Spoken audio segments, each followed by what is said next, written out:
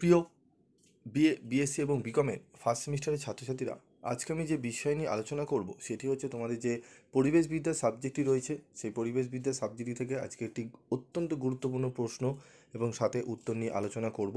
এবং উত্তরের পিডিএফ তোমরা কোথা থেকে পাবে, কিভাবে পাবে, সেটিও তোমাদের ভিডিও শেষে বলে দেবো।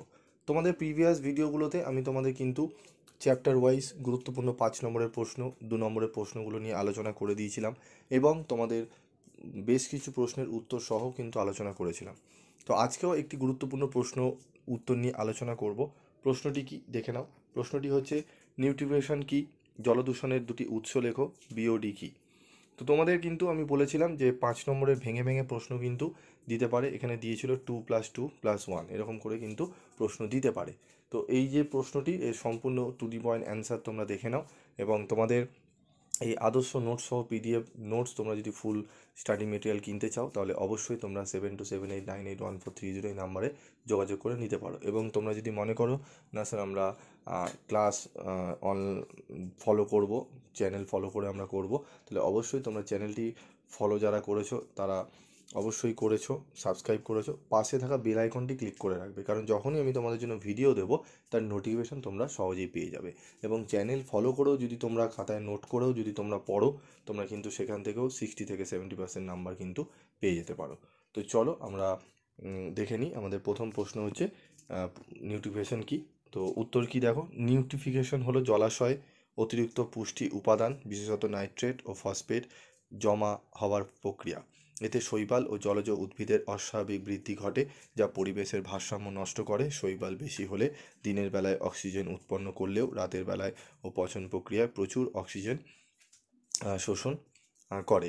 এর ফলে জলজ প্রাণীর শ্বাসকষ্ট ও মৃত্যু ঘটে এবং জলাশয় দূষিত ও নিষ্ক্রিয় হয়ে পড়ে।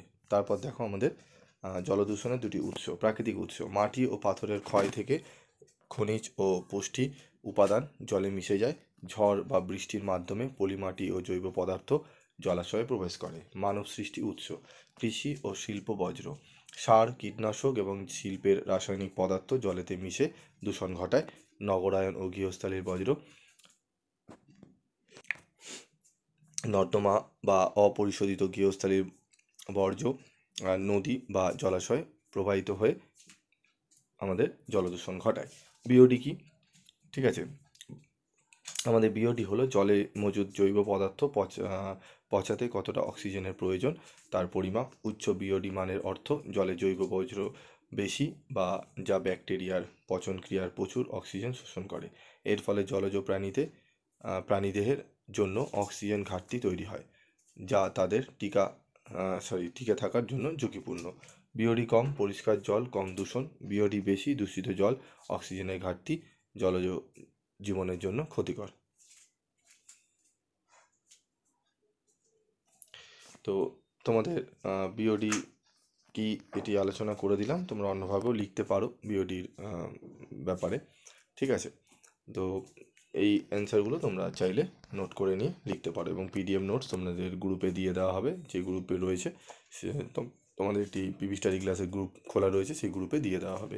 তোমরা যারা রয়েছো সেখান থেকে কালেক্ট করে নেবে এবং যারা নেই তারা গ্রুপে জয়েন্ট হয়ে সেখান থেকে নিয়ে নিও। আজকের মতো এটুকুই, দেখা হচ্ছে পরবর্তী ভিডিওতে। সকলে ভালো থাকবে, সুস্থ থাকবে।